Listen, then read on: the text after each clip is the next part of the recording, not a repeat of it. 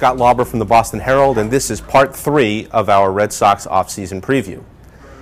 Go young or not go young? That's the question for the Red Sox this offseason. How much should they commit to the prospects that they were depending on so much this year who came up so short?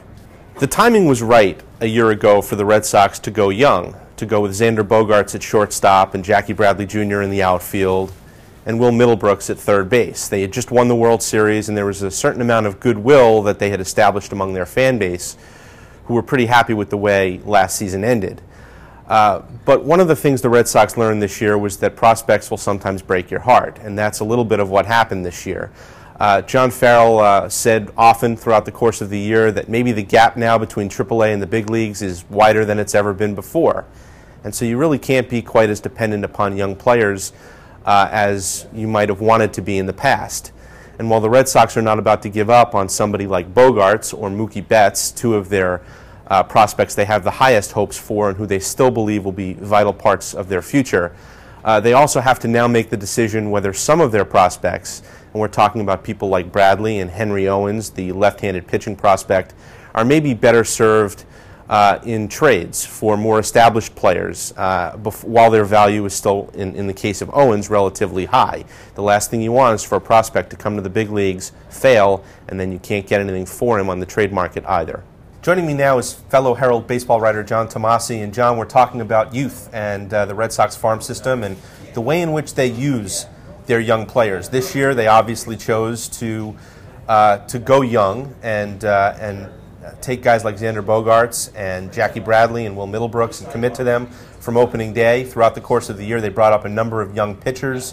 They brought up Mookie Betts late in this or midway through the season. And the question becomes, how best do you deploy your young players? Are they better served as trade bait now? I mean, should the Red Sox be more aggressive about moving these guys from more established players versus what they have done in the last few years, which is hoard their prospects and save them up and use them themselves? Yeah, I think absolutely the answer to that question is yes, they should be looking to move these guys this winter. Now, I'm not saying you trade everyone. I keep Bogaerts, I keep Betts.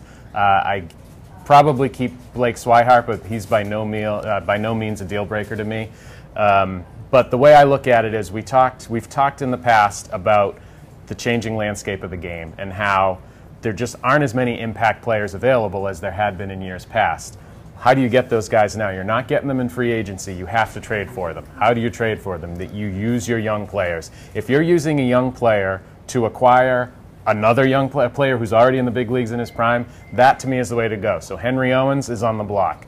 You know, go down the list. Brian Johnson, Eduardo, all of the pitching prospects you can name, to me, they should all be on the block. Like I said, I keep Bogaerts, I keep Betts, and I go from there and I use those guys to acquire talent. Now, the Red Sox are not going to address all their needs this offseason through free agency, especially their pitching needs. I think that they're going to make at least one trade for a pitcher, and some of the names you mentioned might be guys that they will move in a deal for an established pitcher, whether it's Cole Hamels or Jeff Samardzija or Johnny Cueto, and I think that that would be a wise thing to do, to trade some of these kids now while their value might be high. They do have a surplus of left-handed left-handed pitchers with Owens and Eduardo Rodriguez and Brian Johnson.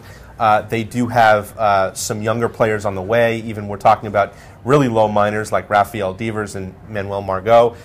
But there's kind of like a little wrinkle in all this, and that is that the big fish, the really big fish, Giancarlo Stanton, might be available through a trade. It just might not be this offseason. The Marlins are going to try to lock him up to an extension. I think they're going to find they're not going to be able to. And while they will probably take a shot at trying to win the NL East with Stanton next year, if they get off to a bad start or if they fall short of that and they get into next offseason and he's facing free agency after 2016, I think that they're going to look to move him. And maybe what you want to do here is hoard your prospects and make the really big deal and bring him in here either midway through the year or more likely next offseason and deploy your prospects that way. Yeah, I mean, that's a great theory.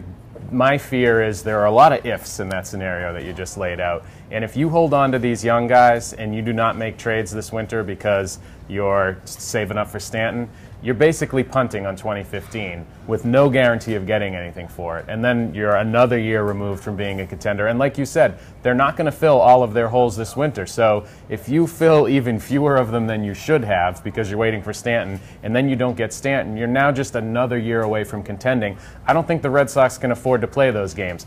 Did the Red Sox set these guys up to fail in kind of a way because they didn't surround them with enough depth? I mean, did they rely on the kids too much at the big league level? I mean, it's easy to say that now. I think they did the right thing. Xander Bogaerts looked like a superstar last year in the postseason. You give him shortstop and you see what he can do. And you figure worst case scenario is he doesn't feel the position well enough, he moves to third, he's still an impact player. That didn't turn out to be the case this year. You know, Jackie Bradley did not hit, and that was one that you can go back and second guess easily. But Mookie Betts looks like a potential all-star leadoff hitter. I don't think that's going too far. So it's like you were saying earlier. You can't draw, you know, overarching conclusions from one season. And the fact is, the Red Sox and other teams have done well integrating youth into their lineups in the past. I don't think they should run away from that in the future. And the fact is, if Xander Bogaerts and Mookie Betts are all-stars this year at age 22, we're going to say they did the right thing.